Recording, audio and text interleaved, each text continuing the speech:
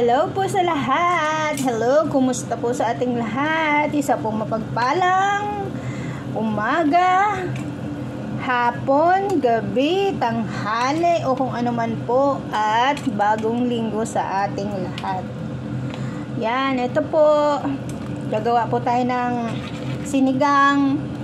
Bumili po tayo kahapon itong mga buto-buto na to. Medyo mura lang po siya. Nasa 13 Hong Kong dollar po. Yung ano na po yan, yung price na po yan. Isang ganito na po siya. Isang ganito po, oh. Dito po siya nakalagay. 13. Ayan, oh. Ito po ang kanyang price. Ngayon po, iba-blanch po natin siya. Blanch po natin siya ng 2 minutes. And then, after po 2 minutes, pwede po nating itapon ang tubig or i-strain na lang po natin. Kasi sayang din naman yung ano, alisin lang po natin yung mga dumi-dumi na ano. Yung parang mga ano, yun yung mga ganyan po, lumilitaw na yan. Alisin lang po natin para po maganda ang ating ano. Tapos ito ang mga sangkap niya po. Lalagyan ko lang po nitong okra, kamatis, tsaka syempre may sibuyas po. Tsaka ito po may nakita po ako na ano, oh. Ayan, oh. Yung gabi po. Ilagay po natin. Tapos syempre, dahil sinigang, hindi po mawawala ang ating sinigang. Sinigang mix. Di rin nga po ako nakabili ng ano, cubes po pala kahapon. Para lagyan din po sana natin ng cubes saka ano to. Kahit ginisa mix. Ayan po. Ayan o, kulo-kulo siya. 3 minutes lang. Pinaano po natin siya ng 3 minutes. Ngayon, abang binablanch po natin yan, ano na po natin, prepare na po natin ang ating mga gagamitin, ang kamatis, yung ating ano. Ayan, tapos na po ang ating pinag-blanch. Ngayon, tanggalin na lang po natin itong mga ano niya, mga dumi-dumi niya po, ano niya, at i-prepare ko na rin po itong ating mga ano, kasi tayo maglinis pa.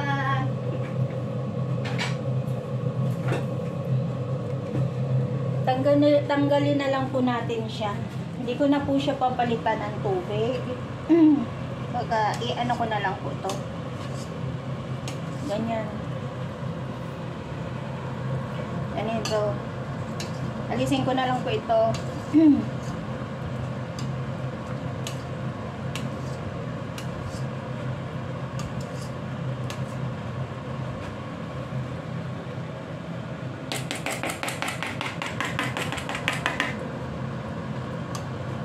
And then, dagdagan na lang po din natin ng tubig.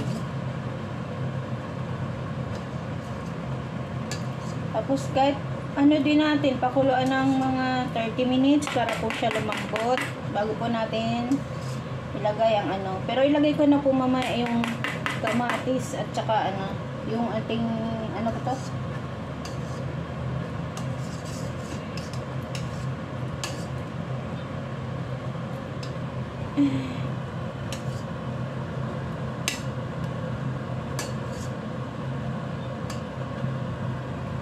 Nakikita po ba?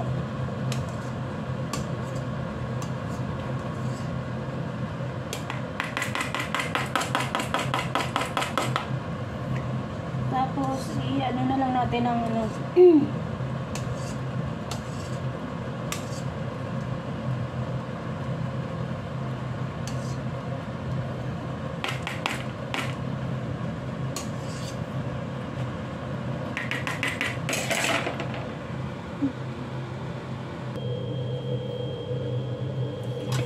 Ayan po.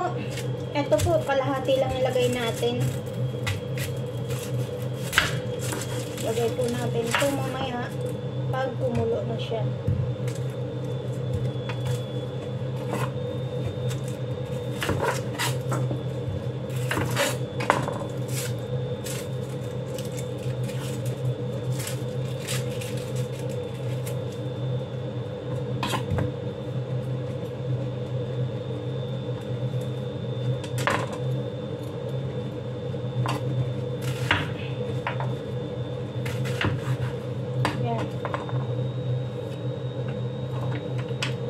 ating kamatis.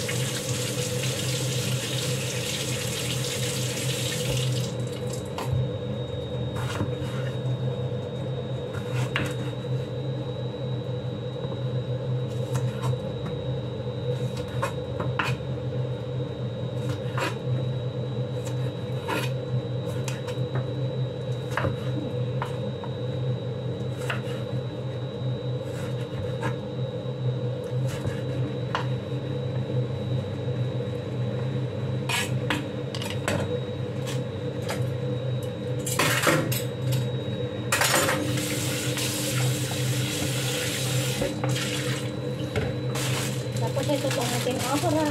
Yan.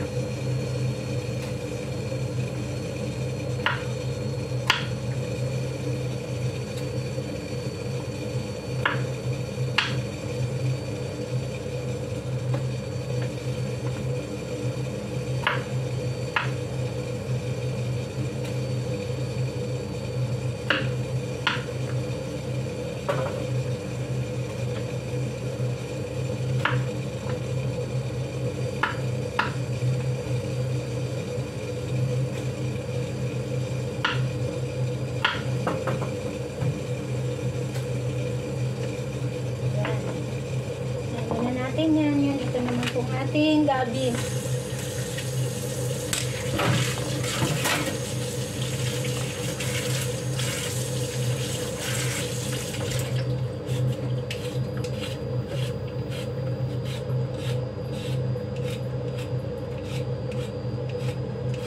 Ay, ang pangat ng gabing isa, sira.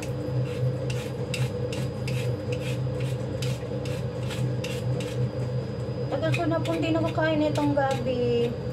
Ang lagay-lagay po sa mga ganitong pangsabawan po.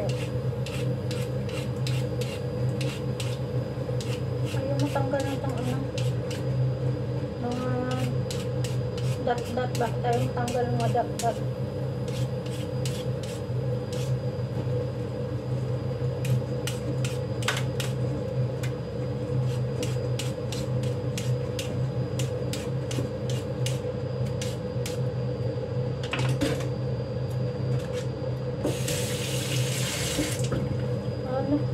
Sira ang ating may parteng hindi maganda ito.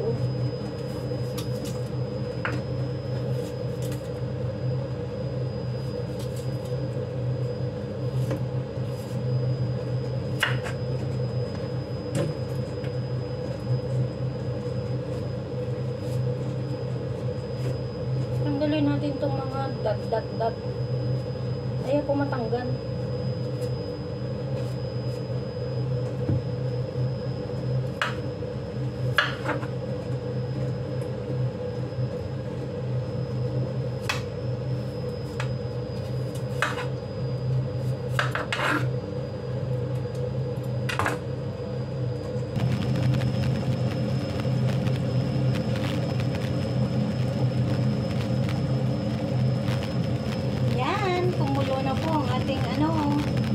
Ganyan na po siya pag na-blanch po natin.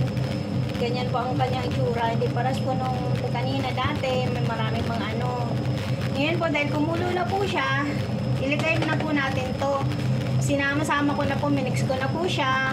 Yung ating gabi, kamatis, sibuyas.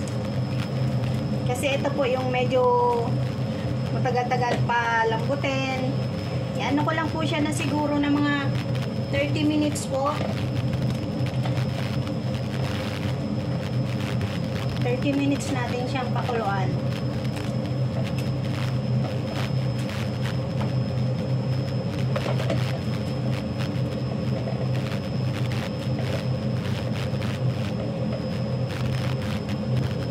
Ayan po. Iwan po muna natin yan na kukulo ng 30 minutes.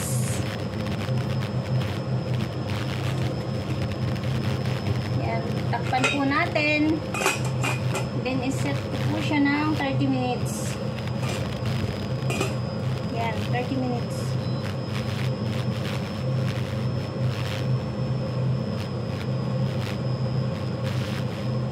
Yan, na 31 na nga po. Ayan, mamaya po ulit. Ayan, natapos na po ang ating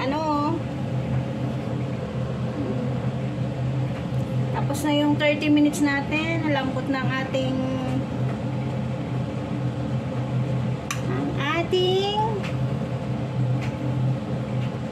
ano to? Gabi.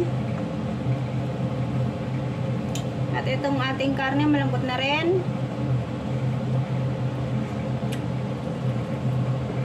Yan, okay na po.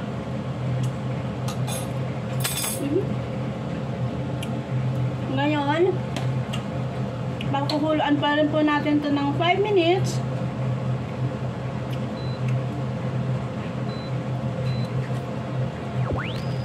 Pagkukuloan po natin 5 minutes, ilagay na po natin yung okra at saka ito po, sinigang mix.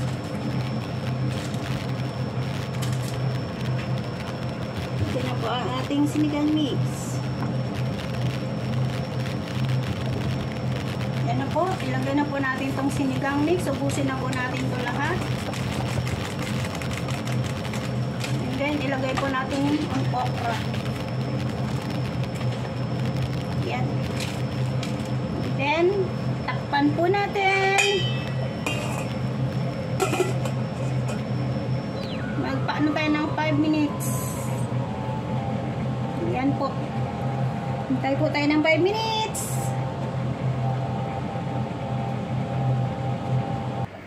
Ayan po, after 5 minutes, eto na po siya, ang ating finished product. Done na po siya, done. Ready to eat na po. Tikman lang po natin, kuha lang po tayo ng kutsara. Wow, ang ating sinigang.